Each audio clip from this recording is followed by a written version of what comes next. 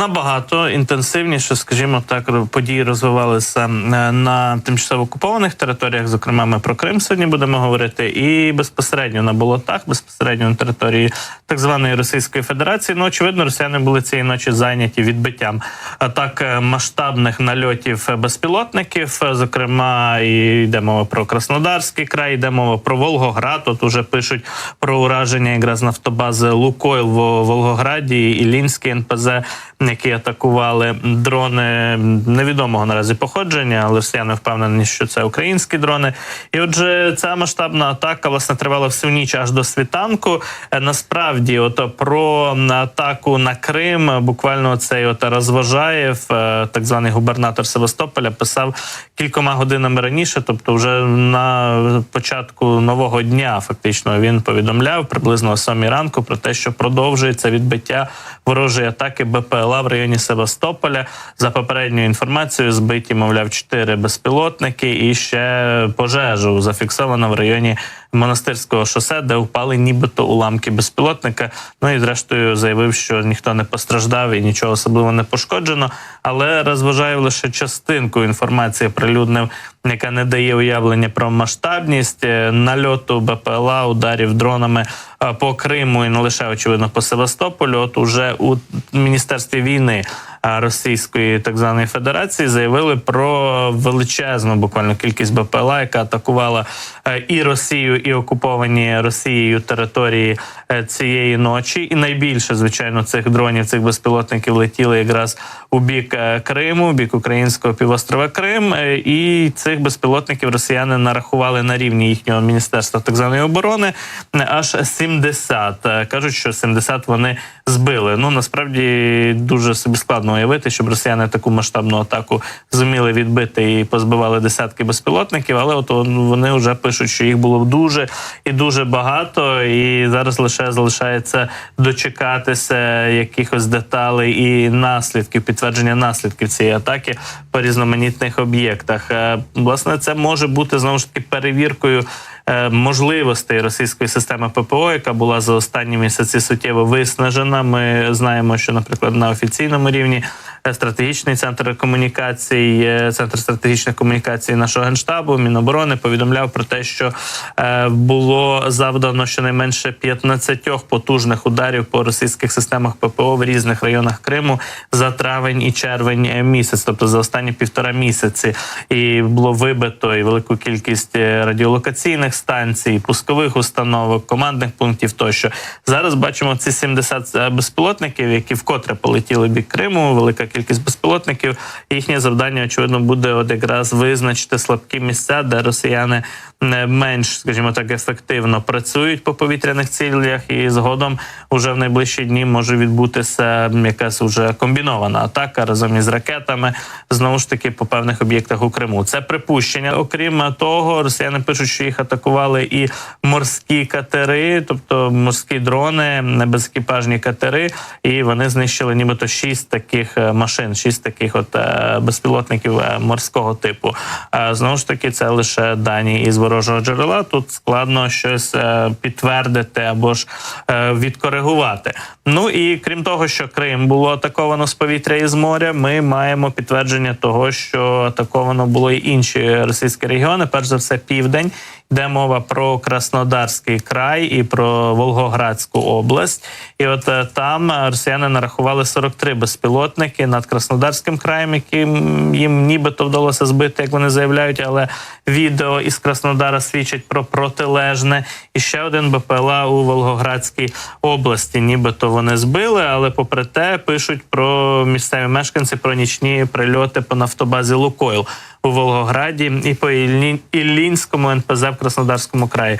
Ми можемо також зараз подивитися і послухати, власне, враження мешканців Краснодара про те, що вночі там з ними відбувалося. Там, буквально вони зафіксували прильоти, удари, влучні удари по певних об'єктах у Краснодарі, що зовсім таки спростовує заяви і позицію Міністерства війни Російської Федерації.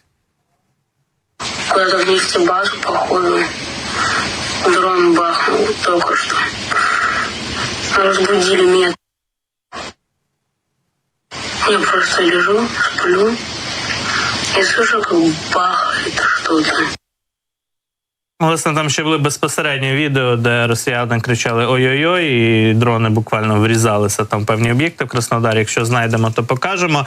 Власне, місцева влада визнає в Краснодарському краї, що відразу кілька муніципалітетів зазнали масованої атаки. Вибухи було чутно у Темрюкському, Єйському, Сєверському районах і селище Фіпське поблизу Краснодара теж там в другу добу поспіль збивають, нібито в лапках збивають різноманітні БПЛА.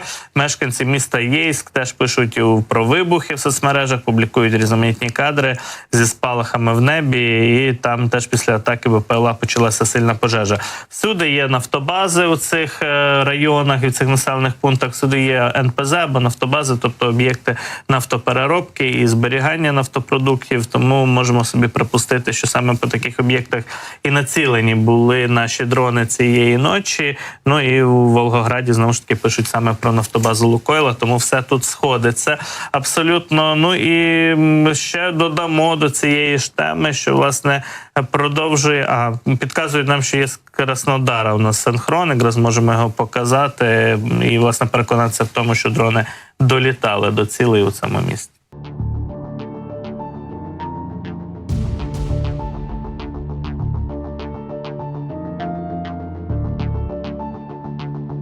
Власне, так, бачимо ми спалах, і це якраз місцеві мешканці з вікна свого будинку зняли, там, власне, із різноманітними вигуками коментуючи цей приліт. Просто в межах міста Краснодар якраз прильоти відбувалися. Так воно є, і от насправді ми бачимо, що на Росії дуже зараз останнім часом посилилися атаки, і окрім того, що їхнє ППО не справляється, дуже часто не справляються навіть інші їхні служби, які мають, скажімо так, справлятися з тими чи іншими пожежами. І от досі палає у російському місті Азов. В російському місті Азов. Російське місто Азов. Ну так, звучить доволі так комічно, але те, що там зараз відбувається, ми можемо поглянути на кадрах. Це вже котрий день горить, палає їхнє підприємство, і отак російські надзвичайники не можуть справитися з атакою безпілотників, яка була відбита, як то кажуть. Нагадаю, так, все було відбито, нічого не сталося, ніхто не постраждав, нічого не горить. Але отак воно вже горить. І ми тут жартували напередодні ефіру, казали, що це дійсно як вічний вогонь. Четверту добу палає нафтобаза підприємства «Азовпродукт» в місті Азов. Там, нагадаю, що в ніч на 18 червня безпілотники Служби безпеки України, напевно, це була операція СБУ, з тих даних, інформації, якою ми володіємо, можемо стверджувати про це. І дрони атакували два таких об'єкти: припортову нафтобазу, власне, яка загорілася, і от ця нафтобаза підприємства «Азовпродукт» горить уже четверту добу. І, власне, є маса відео, вже 4 дні вони поширюються, і про характер влучань дронів, і про масштаби пожежі. Ми фактично бачили все це з різних ракурсів.